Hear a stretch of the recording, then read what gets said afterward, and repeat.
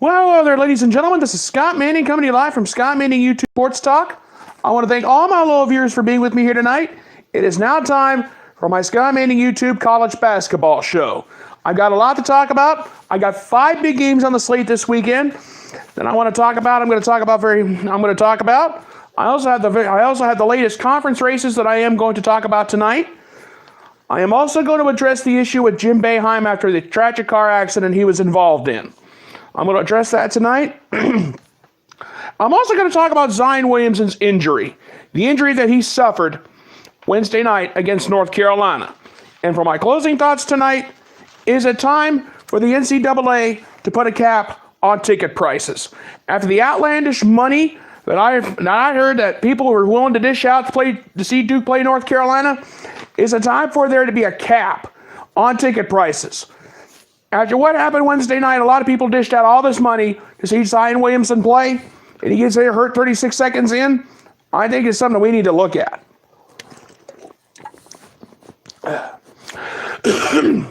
Well, let's get right into the show, and let's have a great time. Let's go ahead and just jump right into it. Number 3 Virginia faces number 18 Louisville on Saturday. Louisville is coming off of a very bad loss to Syracuse on Wednesday night, 69-49. Jordan Noah had 11.6 rebounds in that game, and that was it. They had nothing to show for their effort. And let's think about this a second. This is the same Jordan Noah who averages 17.3 points per game, and this is the same guy that averages 7.6 rebounds per game. That's about right. And he averages 1.1 steals per game. And there's a lot to think about there, too. Christian Cunningham, he wasn't even a factor. This is the same guy that averages 10.3 points per game and 4.9 assists per game. Malik Williams, don't forget about him. He could be an X factor too. He may only average 7.6 points per game, but he leads the team with steals with 1.3 steals per game, and he does average 5.5 rebounds per game as well. So there's a lot to think about. Louisville coach Chris Mack said after the loss of Syracuse, our team stayed home. We couldn't do anything. We only had one player in double figures all night. And that's the truth. That's a fact. I'm going to tell you right now, Louisville looked bad against Syracuse on Wednesday. Syracuse's chances of getting into the NCAA tournament went from 70. If Syracuse lost that game, their chances of getting into the NCAA tournament only stood at 40%. Now they're at 70% according to the Basketball Power Index. Excuse me. Now, as far as Virginia goes, Virginia is coming off of a big win over Virginia Tech, 64-58 the other night. Kyle Guy, 23.7 rebounds, 3 assists, 2 steals. Ty Jerome, 10 points, 3 rebounds, 6 assists. DeAndre Hunter, 10 points, 4 rebounds, 1 block, 1 steal. Now, DeAndre Hunter, he averages 14.8 points per game. So he was a little under his average the other night. Now, Ty Jerome is always, and you know, Virginia coach Tony Bennett said after that game, I was very happy with our team's performance. Let's bring on Louisville. And I'm going to tell you right now, I got a team that can get the job done. We got some work to do. And that's a fact. Because Virginia is facing Louisville, and Louisville's coming off of a bad loss to Syracuse. So there's something to think about there, too. And with everything on the line in the ACC, because right now, Virginia's sitting in that top 3, while Louisville's sitting in the bottom 4. And I'll get to that here in a bit. Now I'll let you know what I'm talking about. I ain't forgot about that. I'll get to that. But now, and there's another X factor I don't think many people know about. Braxton Key. He averages 5.9 rebounds per game to make up for the 6.6 points per game. He could be an X factor on Saturday as well. Man. All right. Now, this is an interesting matchup. Now, as far as Virginia goes, they average 71.8 points per game. Louisville, they average 76.3 points per game. There's something to think about there. Rebounds per game. Virginia, they average 35.4 rebounds per game. If they comes down to a rebound contest, look out. Now, as far as Louisville goes, they average 37.3 rebounds per game. Assists per game, still very close. Virginia averages 14.4 assists per game. And let's think about it a minute. You got Ty Jerome leads the team with 5.1 assists per game. He's going to need every bit of one of those. As far as Louisville goes in assists per game, they average 13.7. Something to think about there, too. Both teams can steal the basketball, believe me.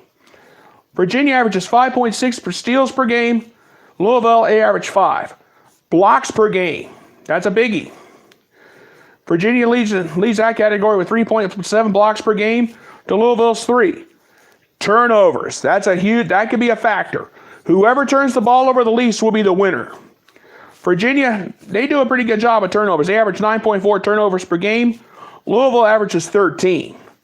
Not very good. And if you're looking for guys to shoot the ball, Virginia, they average 44.7%, 47.4% from the field. Louisville averages 44.5%. That could be very important too. And at the free throw line, Louisville is in great shape there. They average 77.1% at the free throw line to Virginia's 74.9%. And if it comes down to a 3-ball contest, give it to Virginia because they shoot 40% from beyond the arc to Louisville's 35.6%. Points per game. Points per game goes to Louisville. Rebounds per game, that's another Louisville factor. Assists per game, that's a Virginia factor. Steals per game, you give that to Virginia. Blocks per game, Virginia barely. Turnovers per game, Virginia. From the field, give that to Virginia. At the free throw line, give that to Louisville. And from beyond the arc, give that to Louisville. So in all the categories that I've mentioned, out of all those categories, out of the 1, 2, 3, 4, 5, 6, 7, 8, 9. 9 of those categories, Louisville, give it to Virginia because they lead in assists per game, steals per game, blocks per game, turnovers per game. They shoot better from the field, and they also shoot better from beyond the arc. For heaven's sakes. Everybody's thinking Virginia's got this wrapped up, but hold everything. If this is decided at the free throw line, and one of the is going to give it to Louisville, and Louisville does average 76.3 points per game. That can be very important as well in this matchup. So Ty Jerome, Kyle Guy, they got to step up. Braxton Key, you got to do the same thing. DeAndre Hunter, you only had 10 points in the last game. You need to get about 15 to 20 if you're going to beat Louisville. Because you know Louisville is going to be playing angry after their performance against Syracuse. Jordan Nala, he only had 11 points in the last match in their loss to Syracuse. Jordan, you're going to have to average about 15 to 20. Christian Cunningham, almost the same thing. Malik Williams, grant you averages 7.6 points per game, 5.5 rebounds per game, 1.3 steals per game. You got to have at least 10 to 15 if you want to beat Virginia. And that's all there is to it. And they know how to pass the basketball. And they can get the job done too. Bottom line. All right. Now we start into the ACC. Let's head to the Southeast Conference to the SEC. Number 5, Tennessee. Number 13, LSU. This is a big matchup on Saturday. Tennessee coach Rick Barnes said after their victory over Vanderbilt, bring on LSU because we're in a 3-team race right now. And LSU coach Will Wade said after the loss to Florida, this is a disappointing loss. This is not a loss that we needed. And I'm going to tell you right now, we got to play better. If we don't answer the bell against Tennessee, we're going to lose. In Florida's loss to LSU, Skylar Mays, he averages 13.2 points per game. He had 18 points, 3 rebounds, 2 steals. Naz Reid, 16 points, 15 rebounds. Lone Nigby Williams, he only averages 7.8 points per game. He had 10.6 blocks, 10.6 rebounds, 2 assists, and 3 block shots. Tremont Waters, 10 points, 4 assists. Marlon Taylor, 10 points, 8 rebounds. He only averages 7.2 points per game. Now, I got 2 guys on the watch list for LSU in this critical 12 noon Saturday matchup. Tremont Waters, 15.7 points per game. He leads the team in that. 5.9 assists per game. And he also averages 3 steals per game. He's going to have to steal the ball if they want to beat Tennessee. Naz Reid, he averages 13.8 points per game and 6.6 rebounds per game. That could be big too if you stop and think about it. And now for Tennessee. Tennessee's coming off of a huge win over Vanderbilt. In that ball game, Grant Williams, he had 14 points, 11 rebounds in their victory over Vanderbilt. Emerald Schofield, 12 points, 5 rebounds, 3 steals. He averages 16.5 points per game. Lamont Turner, 12 points, 5 rebounds, 4 assists. He's been averaging 11.2 points per game. And you guys already know about Grant Williams and Emerald Schofield. I'm not going to, Grant Williams, he's been averaging 19.1 points per game, and he leads the team with 7.6 rebounds per game. That could be huge.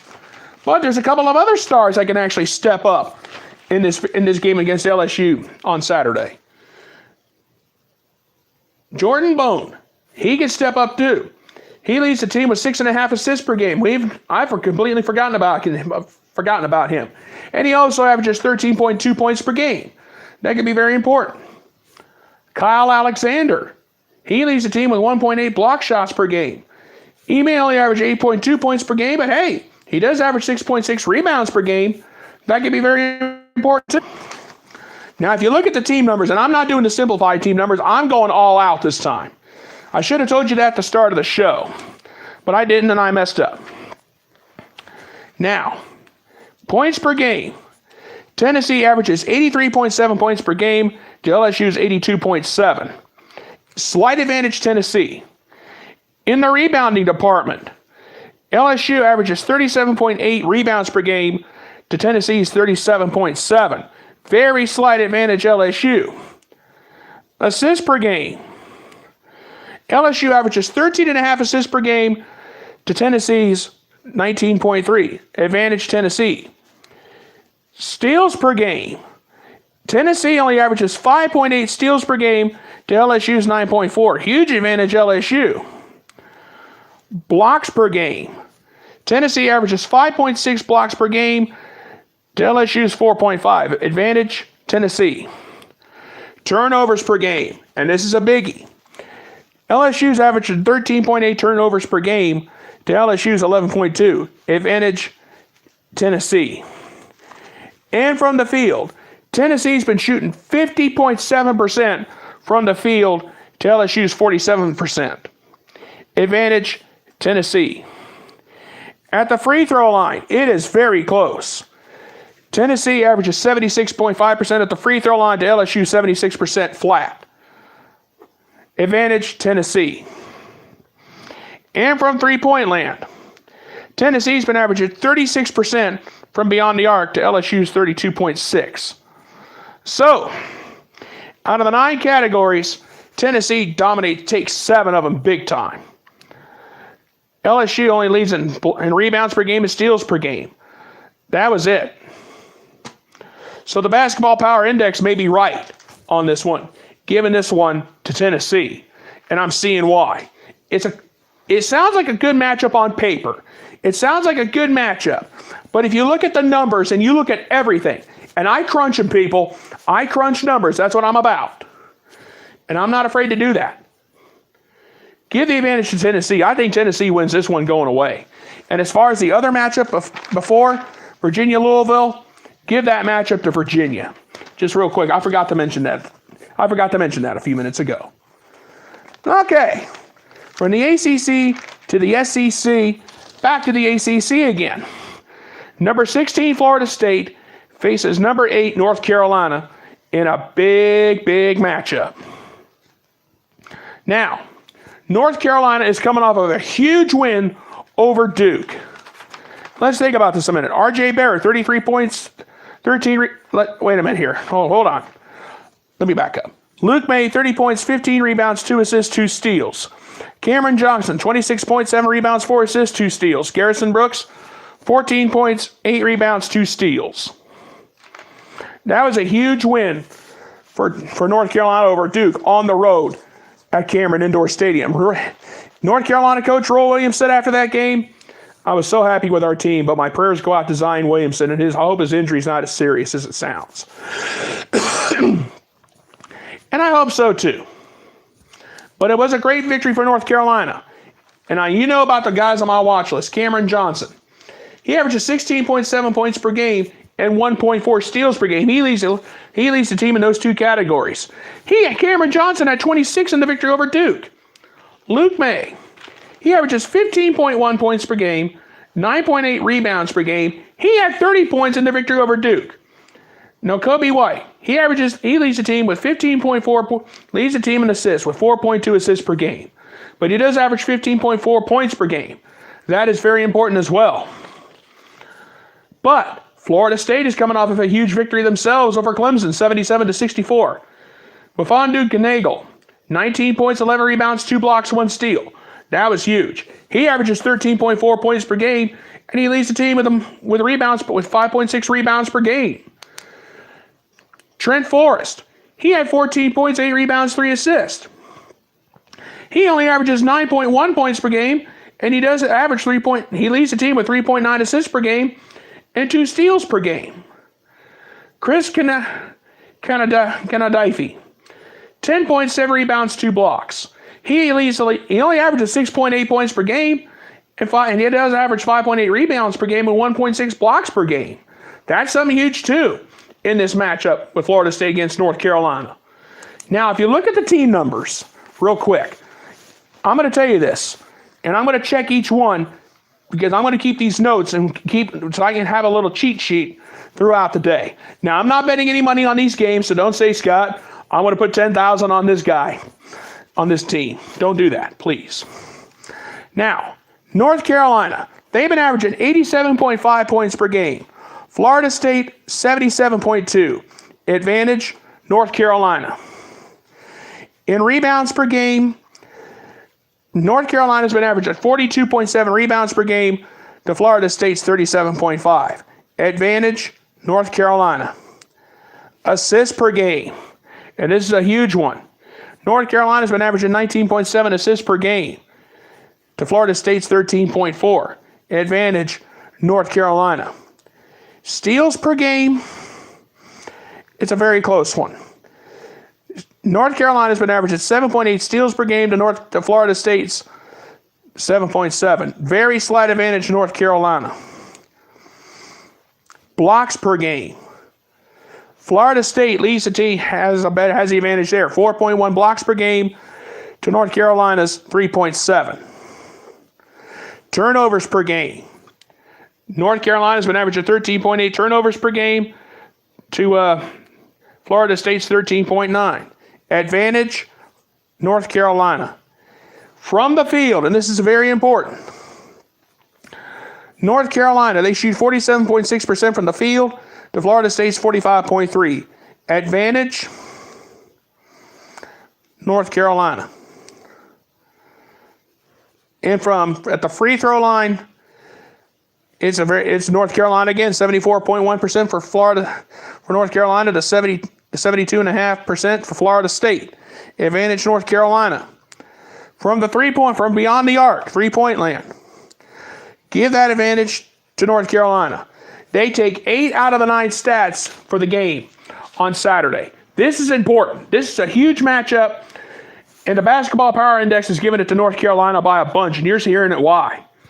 Florida State barely takes blocks per game, and that's it. So there's a lot of concern there.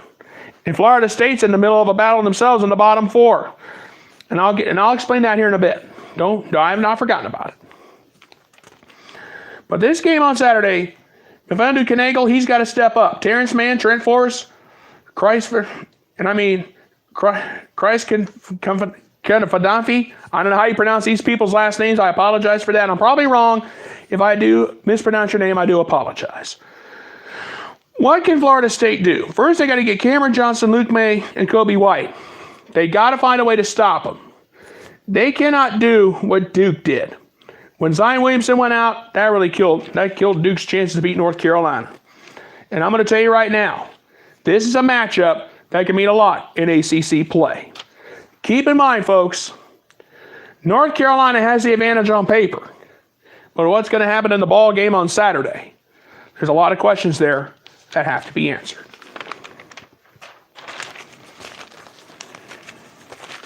All right, let's move on to the matchup that's going to have everybody talking. Number 1 Duke versus Syracuse. That's the matchup I want to talk about next. Because Duke is coming off of a bad loss to North Carolina, 88-72. Now, R.J. Barrett had 33 points, 13 rebounds, 4 assists. Hee-haw. I shouldn't sound like that, but it's the truth. Cam Reddish, 27 points, 3 rebounds, 1 block, 1 steal. Now, I have Zion Williamson as a question mark. Will he play Saturday? We do not know. And if anybody knows if Zion's available on Saturday, please let me know now. Let me know ahead so this way I can get it out. But I'm going to tell you right now, Zion's absence is going to may kill Duke's momentum. It may hurt Duke's momentum. I'm going to rephrase that, just out of respect for Syracuse. It's going to hurt their momentum because right now, Zion Williamson, 21.6 points per game. He leads the team with 8.8 rebounds per game and 2.2 steals per game. That hurts right there. So what's next? So who's next to step up? R.J. Barrett. He does lead the team with 23.1 points per game. He's behind Zion Williamson. He's the next best rebounder they got with 7.6 rebounds per game. Trey Jones. He may have to step up. He may only average 8.5 points per game, but he's next in line in steals per game with he averages 2 steals per game. And he does average 5.4 assists per game. He leads the team in that category. And another one that could step up, Marquise Bolden. He's tied. Now, he actually leads the team with 2 blocks per game, and he does average 4.6 rebounds per game. He only may average 5.5 points per game. So if Williamson's out, that's going to hurt. That means Bolden and Jones are going to have to step up to give Cam Reddish some help because they're not going to beat. Because R.J. Barrett's not going to be able to do it on his own. I'm sorry. The bottom line is, if Duke does not answer the bell right out of the gate at the Carrier Dome, they're going down. That's all there is to it. Now, as far as Syracuse goes, will Jim Beoheim be at courtside? Yes, he will. He will coach the game Saturday against Duke. And Coach K said, after losing to North Carolina, we got to worry about Syracuse. And I realize what's going on with their situation, and my prayers go out to Coach Beoheim and his family. So Jim Beoheim is getting some prayers from Duke. And I think, and that's a class act of what Mike Krzyzewski's done for Coach Jim Beoheim of Syracuse. And I'll address the Beoheim issue. I'll address the Beoheim accident, the Beoheim issue here in just a few minutes. So stay tuned for that. But Jim Beoheim will be coaching Syracuse on Saturday. Yes, that will happen. Bottom line. Now, as far as the game goes, Syracuse beat Louisville big, 69-49. Elijah Hughes, 18.6 rebounds, 2 blocks, 2 steals. O'Shea Brissett, 16 points, 8 rebounds. Tyus Battle, 11.7 rebounds. And Buddy Beoheim, Jim's son, 14.6 rebounds. He only averages 5.9 points per game. Very impressive by the young man. Now, Tyus Battle leads the team with 17.2 points per game.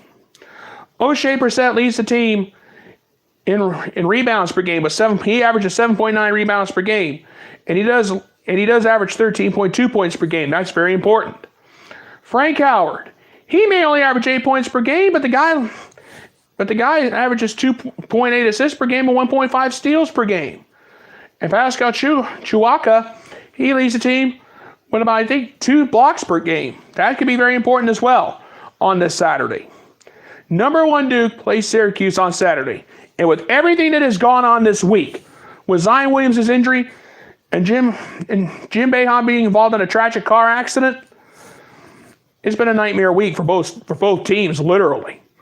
And I'm going to tell you right now, this is going to be a very interesting matchup, and we're going to have to wait and see how everything goes at this point. Because there's a lot of things we don't know yet. And as far as the matchup goes, we're going to look at the team numbers real quick. And like I said before, I'm going all out tonight. As far as Duke goes, Duke averages 85.9 points per game. Syracuse averages 70 points per game. But this is the rematch, and anything can happen. Advantage, Duke. Rebounds per game. Syracuse averages 35.6 rebounds per game. Duke averages 42.1 rebounds per game. Advantage, Duke. Assists per game. Duke leads that category with 16.5 assists per game to Syracuse's 12.2. Advantage, Duke. Steals per game. Now, Syracuse does average 8 steals per game. Very impressive. But Duke averages 10.5 steals per game. Advantage, Duke. blocks per game. And this is a big one. Syracuse averages a pretty good 4.9 blocks per game. But again, Duke's better with 7.2. Turnovers per game. This is a close one. Very slight advantage Syracuse. They average 12.4 turnovers per game to Duke's 12.9. And from the field, Syracuse averages 42.4% from the field. Duke averages 48, advantage Duke. At the free throw line, it is very close. Very slight edge Syracuse. 68.7% to 68.5% for Duke. Advantage Syracuse. From three-point land from beyond the arc, give that advantage to Syracuse because Syracuse can hit a three ball. Duke can't hit a three to save themselves. So Duke takes 6 of the 9 stats according to the stat sheet. But I'm going to tell you right now, the Basketball Power Index has this game down as a 50-50 toss-up. This game is literally going to be a toss-up all night. We know Jim Beoheim will be coaching on Saturday. But will Zion Williamson, he's the big question. That's the big question mark. Will he be ready to go? Coach K said he's day-to-day and he's very optimistic. We'll have to wait and see on that. And I'm going to tell you right now, people, the Duke-Syracuse matchup is the biggest matchup of the entire weekend. But not as big as Kansas-Texas Tech. We've gone from the ACC to the SEC, back to the ACC, and now we're going to wrap it up with the Big 12. And the biggest matchup of the weekend. Number 12 Kansas, number 14 Texas Tech in prime time tomorrow night at 8 o'clock. That's a biggie. Excuse me. Number 12 Kansas versus number 14 Texas Tech. Now, Kansas coach Bill Self has said, we're in the middle of a 14 battle right now. We can get the job done. And Kansas got the job done big time against West Virginia, 78-53. Devon Dotson, 15 points, 5 rebounds, 8 assists. Dedrick Lawson, 14 points, 4 rebounds, 2 assists. KJ Lawson, Dedrick's brother, 15 points, 3 rebounds. A nice night for him. He had a great night. Now, if you look at everything, you know about the 3 stars, Dedrick Lawson, Devon Dotson, Marcus Garrett. Now, Dedrick Lawson, you know he averages 19.2 points per game. They're going to need every bit of that against Texas Tech. He averages 10.3 rebounds per game. He's going to have to have about 12 to 13. And he also leads the team with 1.1 blocks per game. That could be very important. So keep that in mind. Devon Dotson, he leads the team with 3.7 assists per game, but he also averages 12.2 points per game. Marcus Garrett, he leads the team with 1.8 steals per game, and he also averages a nice 3.6 rebounds per game, and he does average 7.2 points per game. That could be very big. That could be important too. Keep that in mind. Now, as far as Texas Tech coach Chris Beard, now Texas Tech, the last time they saw him, we saw them humiliate Baylor 86-61. One of the Texas Tech players decided to get cute and slam dunk a ball with just a few seconds left. And I've never seen Texas Tech coach Chris Beard literally went Bob Knight. And I don't know who decided to slam it home just to rub it in, but Chris Beard almost went Bobby Knight ballistic. I'm sure that you've seen that video already. But in the game though, Jarrett Culver, 18 points, 8 rebounds, 4 assists. David Moretti, 17 points, 2 assists. He averages 10.9 points per game. Tariq Owens, 11 points, 3 rebounds, 2 blocks. He averages 8.4 points per game. And he does average 2.4 block shots per game. Keep that in mind. And he also averages 5.3 rebounds per game. Now, Jarrett Culver, he had 18 points. He averages 17.7 points per game and 6.3 rebounds per game. He leads the team in those categories. He also averages a nice 3.7 assists per game. He leads the team in those categories. Matt Mooney, he averages 1.8 steals per game, but he does average 10.7 points per game. There's a lot to think about there, too. Now, I've already talked about Tariq Owens already. Now, the team stats for this game. This is going to be an interesting matchup all night long. This game is literally labeled as a 50-50 toss-up, and you're about to find out why. Team stats. Now, Kansas and Texas Tech. Kansas averages 76.9 points per game. Kansas averages 76.9 points per game. Let me back up there. Sorry about that. Kansas averages 76.9 points per game to Texas Tech 71.5. Advantage, Kansas. Rebounds per game. Kansas, they average 37.7 rebounds per game. Texas Tech, 34.2. Advantage, Kansas. Assists per game. Assists per game. Texas Tech averages 13.9 assists per game to Kansas 12.8. Steals per game. That's a close one there too. Texas Tech has a slight edge with 7.4 steals per game to Kansas 7.1. And also too, in block shots per game, Texas Tech averages 4.9 block shots per game to Kansas 3.8. Turnovers per game. Give that advantage to Texas Tech. They average 13 turnovers per game to Kansas 13.5. From the field, if this game is decided from in the paint, give the advantage to Kansas because Kansas averages 47.2% from the field to Texas Tech's 46.6. At the free throw line, not pretty, but Texas Tech has the advantage with 71.5% at the free throw line to Kansas at 68.7. And if this comes down to a three-ball contest, very, very slight edge to Kansas. Kansas averages 36.1% from beyond the arc to Texas Tech's 35.6. So in a 5-4 margin, give the advantage. This game's going to come down to the nitty-gritty, who wants it the most. The game's in Lubbock. There's a lot to talk about there. Texas Tech coach Chris Beard has said, I'm ready for Kansas. We're going to get them. They humiliated us at our house. It's time for them to come to our building, and we're going to give them a little taste of their own medicine. Kansas coach Bill Self has said, we're not worrying about anything. We're taking this one game at a time, and if we can win, and if we can win the Big 12 crown, we can't say we've actually earned it this time. My pick for this game, I got to go with Texas Tech because if they can get it done, if this turns into a free throw contest, give it to Texas Tech. But they got an advantage in assists, steals, blocks, turnovers. Those are the intangibles I always talk about. So for all my picks for all the games, I'm going to reiterate real quick before I move on. For the Virginia-Louisville game, I'm going with Virginia because I think they're just too strong right now.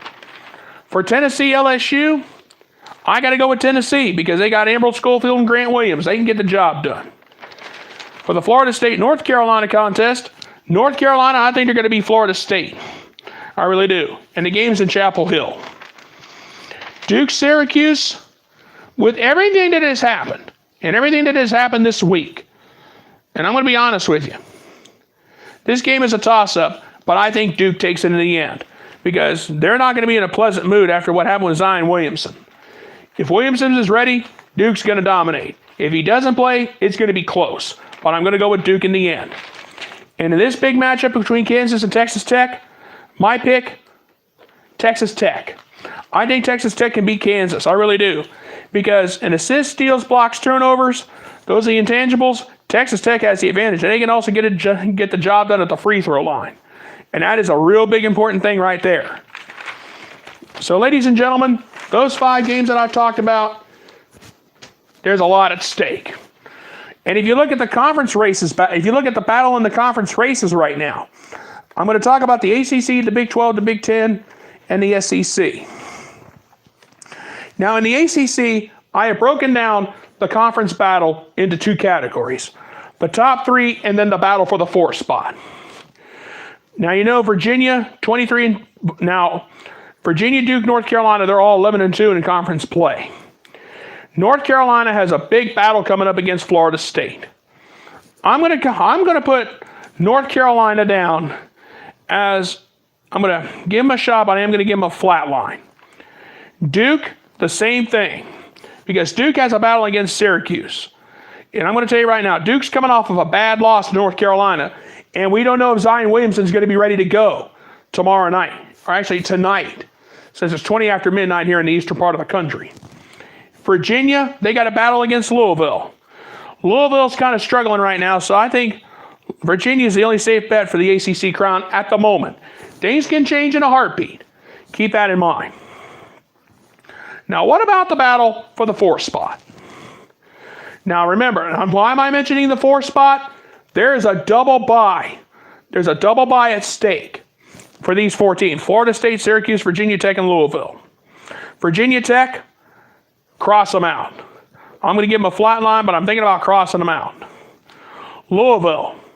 If Louisville beats Virginia, they have a legitimate shot of jumping up. But I am going to flatline Louisville for now.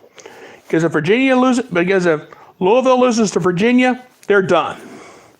Florida State, they got a big battle tonight. They got a big battle against North Carolina. The game is in Chapel Hill.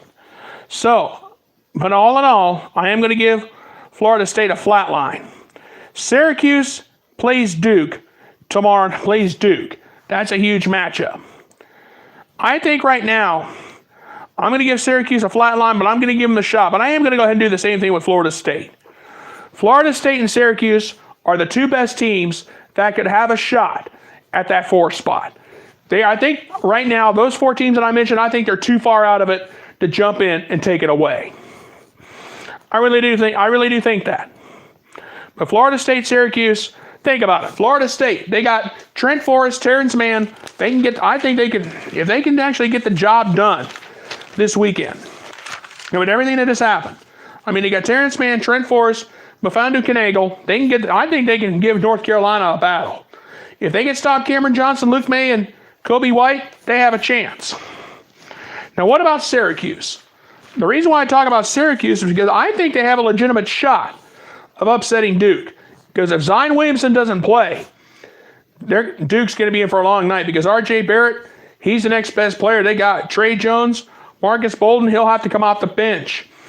Right now, Duke's not getting any contribution from the bench. Their bench is weak. And I mean, Syracuse, they got Tyus Battle, O'Shea Brissett, Frank Howard. They can get the job done. Because let's think about what happened last time. Trey Jones wasn't available when Duke lost to Syracuse at Cameron Indoor. They were playing shorthanded. Zion Williamson, if he's not ready to go on Saturday, Duke's in trouble. So I think Syracuse, as far as the battle for the 4th spot, Syracuse, I think, could really jump in.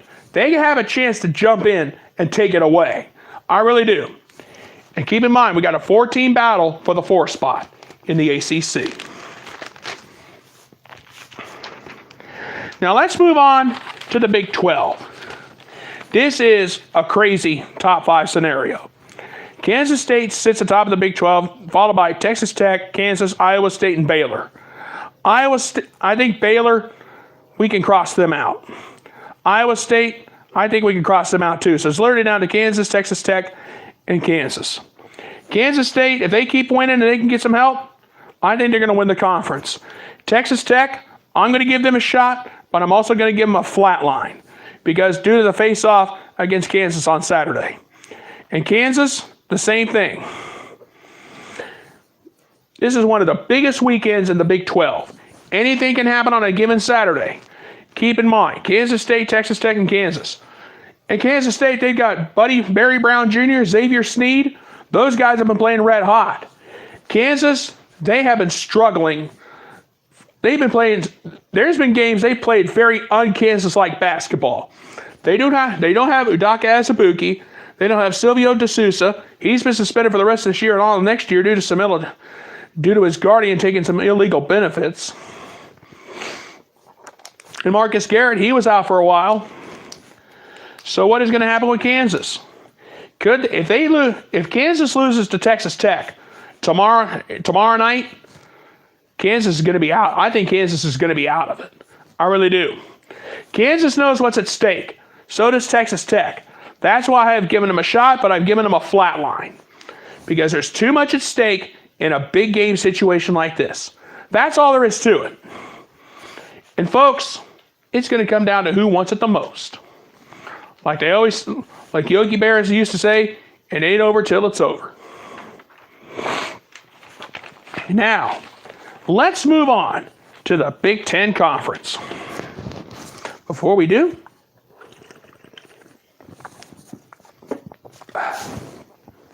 now the top 3 in the conference are Michigan, Michigan State, and Purdue. Now, Michigan and Michigan State are tied at the top of the Big Ten Conference, and Purdue is only a half game out. This was a big week. Michigan beat Minnesota this week, and Michigan State came back with a win. And Purdue is going to be a crazy week. Let me tell you something. Michigan getting the job done against Minnesota was a real big help. Michigan State's had some problems. And Purdue could still, even after all that, Purdue is only a half game back, and if anything crazy can happen, they can still jump in and take it away. So I think right now, as far as the Big Ten goes, Michigan is the strongest. I'm going to give them the chance along with Michigan State. Michigan, think about it. They got Ingus Brazdeikis. They got Xavier Simpson, Charles Matthews, and John Teske. Those four, Teske's really stepped up. I'm not going to lie to you. He has really showed me a lot. And as far as Michigan State, hey, Nick Ward, Cassius Winston, they've had some of their bench guys. Tom Izzo's had to really make some changes after Joshua Langford got hurt, and it was announced he was out for the season. Nick Ward is going to be the biggest headache for all opponents when Michigan State faces you. And Purdue, they got Carson Edwards, their superstar. If he gets hurt, goodbye to Purdue. That's all you can say. So for now, Michigan, Michigan State, yes. Purdue, I'm going to give them a shot, but I'm also going to give them a flat line because it's coming down to the nitty-gritty. We have a 3-team race for the Big Ten crown, and that's all there is to it. And if you think the top three in the Big Ten are going at it, the battle for the 4th spot has gotten a little bit more crazy. Maryland, Wisconsin, and Iowa. Iowa barely survived Indiana in overtime, 76-70. So they're only sitting about 1 game back for the 4th spot at the moment.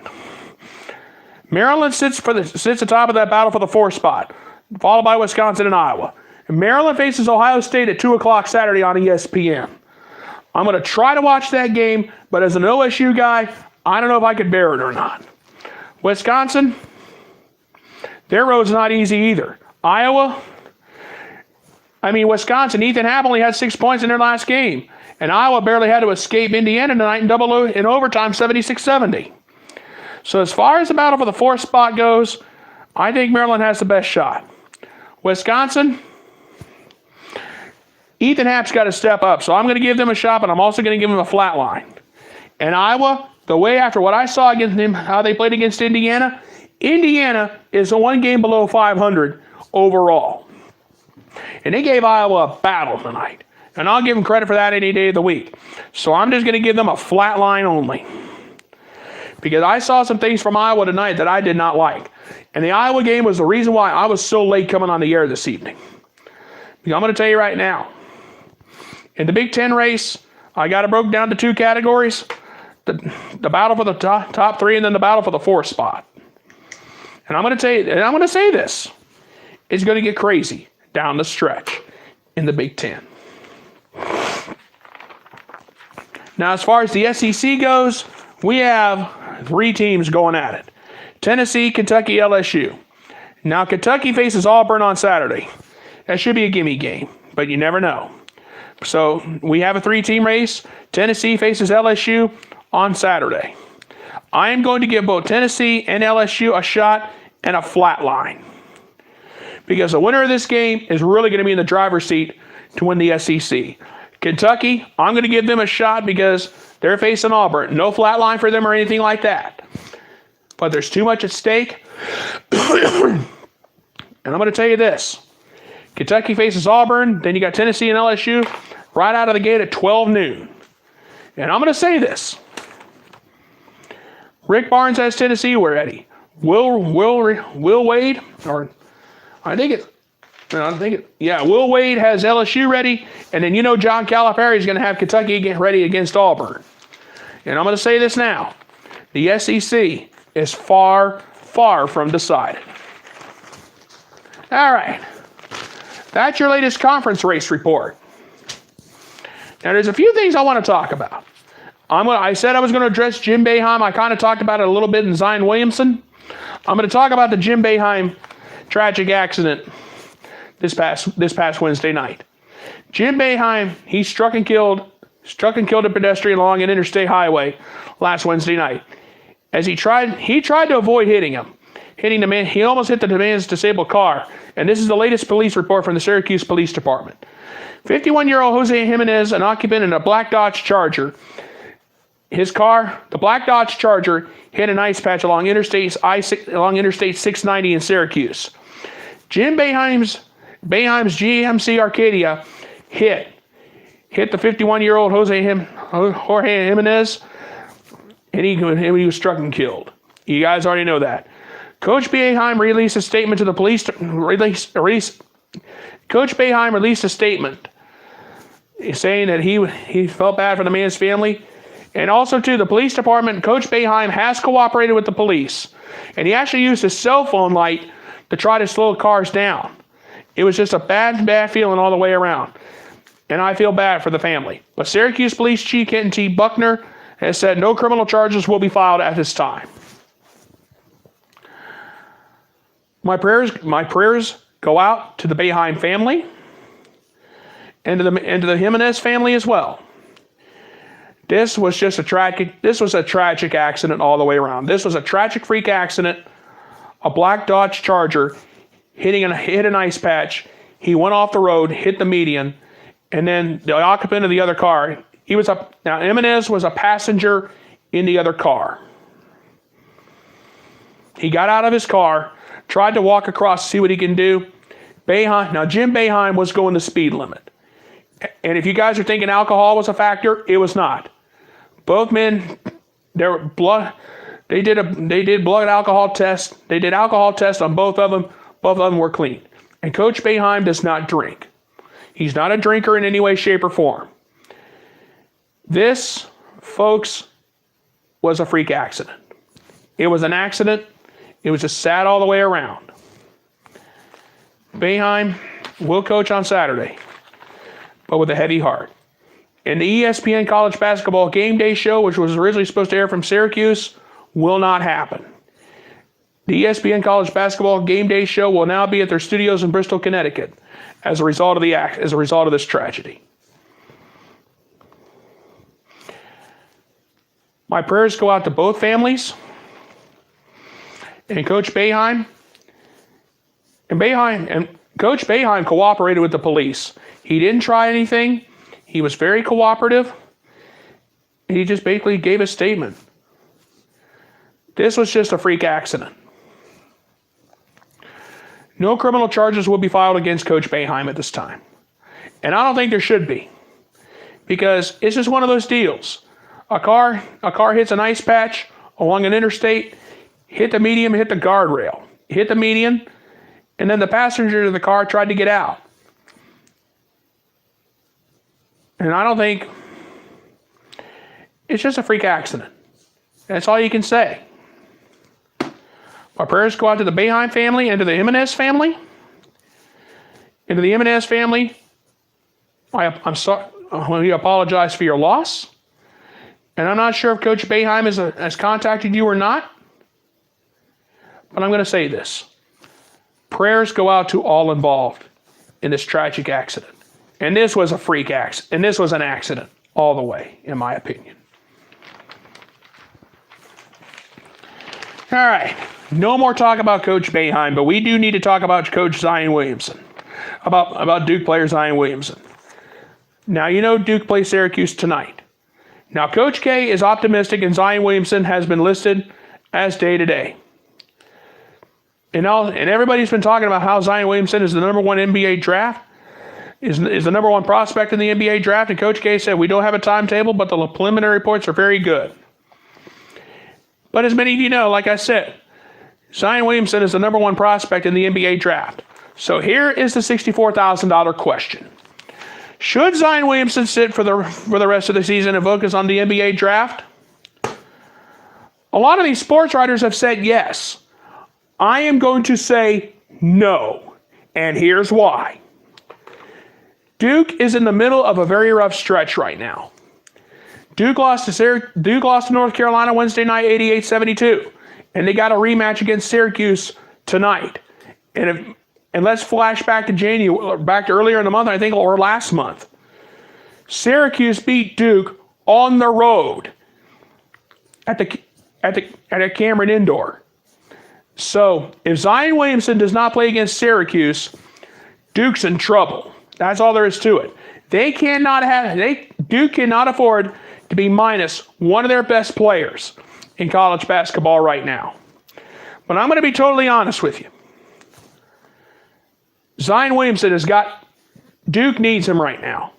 Duke needs Zion at the moment because their next best player is Cam Reddish. All right, let me think. All right, let me go back to my notes here for a minute. I think R.J. Barrett is their next best player.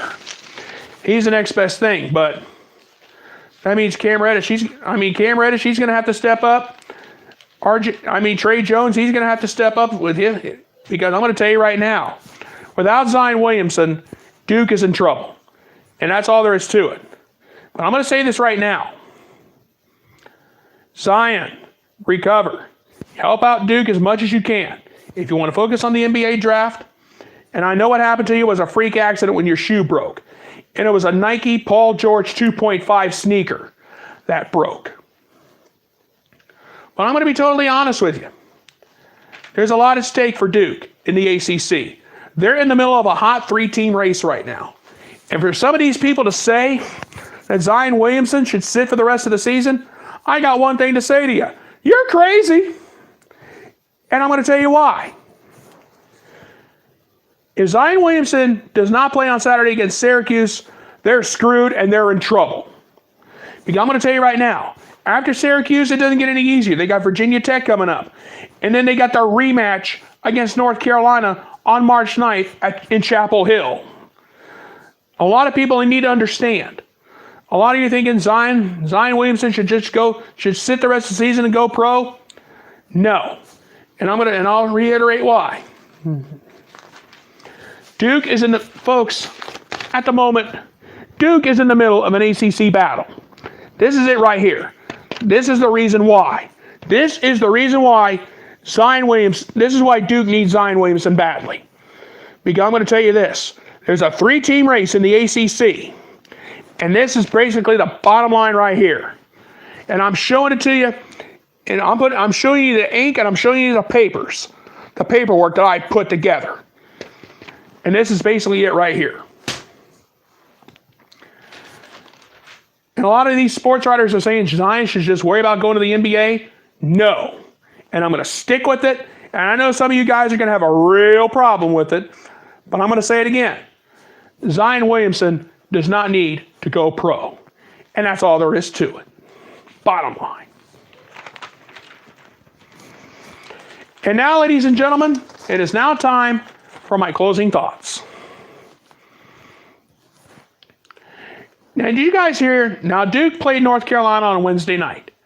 Did you hear how much money that people had to give out to get tickets for the Duke-Carolina game? The cheapest seat was $2,500. And one person at Vivid Seats paid over $10,000. Is it time for the NCAA to put a cap on ticket prices? Is it time for them to do that? I say yes, because the average fan cannot afford to pay $2,500 to go to a game. I don't care if it's Duke or North Carolina. These were almost Super Bowl type price tickets. Yes, I grant you Zion Williamson. They all came to see Zion Williamson. He got hurt 36 seconds in, they got ripped off. Now, I'll grant you, Zion Williamson is the number one prospect in the NBA. He's good, but he may not be that good. Trae Young, he was the big star last year. The difference between Trae Young and Zion Williamson is Zion Williamson has a chance to help Duke win the ACC. Trae Young last year was a nightmare in the Big 12. Oklahoma 4-11 in the final 15 games. They had an early round exit. They got in the NCAA tournament field. They had no business being there. Hee-haw, that's past news. But I'm going to tell you right now, and I've also found out that the March 9th rematch tickets are already going for $991. Almost $1,000. The average fan cannot afford to shell out that kind of money to go to a college basketball game. I say it is time for the NCAA to put a cap on ticket prices. This is out of control, it's wrong, and it's immoral. I mean, yes, I know the money goes to the university, but how much of that ticket money and how much of that money does the player get? None. Yes, they get a college education. Yes, they do get all that. However, they can keep their amateur status. But I'm going to say this right now. This is sad all the way around. Had Zion Williamson broken a bone and he wouldn't have been able to play again, he would have been out for he would have been, sorry, you're on your own. Bye. This is not right. It is time for the NCAA to put a cap on ticket prices. This was outlandish, it was out of control, and it was wrong. I mean, yes, I know people want to pay that much money, but come on. You pay this much money to go see a player like Zion Williamson play, he gets hurt 30, 40 seconds into the game, and he's out for the rest of the game, and we don't even know if he's going to play against Syracuse on Saturday. That was the biggest ripoff I've seen all week. And I'm going to say this now. The bottom line is this. It's a disappointment that all these people pay all that money and they're going to get ripped off. It's wrong, and I'm going to say this again. The NCAA needs to put a cap on ticket prices because it was ridiculous how much people had to pay to go to the Duke, North Carolina game on Wednesday night. Now, I grant you, it's the biggest rivalry. It's the Michigan-Ohio State of ACC college basketball. I understand that. It's like their Michigan-Ohio State. And I get that. But to pay that much money for something like this, $2,600 because of Zion Williamson, he gets hurt 30 to 40 seconds into the game, I'm sorry. It's wrong. And that's all there is to it. And I'm going to stick by that all the way. And I'm going to say it again. There needs to be a cap on ticket prices. That's all there is to it. And the bottom line is this. It was a disappointment, and it's not right. The average fan cannot afford $2,600. They can't even afford $1,000. Come on. I think somebody needs to intervene and say, hey, we got to put a cap on ticket prices. It's not that we're trying to take money away from the schools. We understand that. But we don't think it's fair that the average fan who wants to come to a basketball game should have to give out that much money just to come see their favorite team play. And my voice is going away, and that's all I have to say tonight. All right, folks, I'm going to go ahead and get on out of here. I want to thank you guys so much for being with me here tonight. Please subscribe to my YouTube channel. My name is Scott Manning. All you have to do is type my name down, scroll down, look for my pretty face, click subscribe, and you'll see all the sports videos I have done so far. I want to thank you guys so much for being with me here tonight. Thank you so much for being with me, and God bless. Good night, everybody.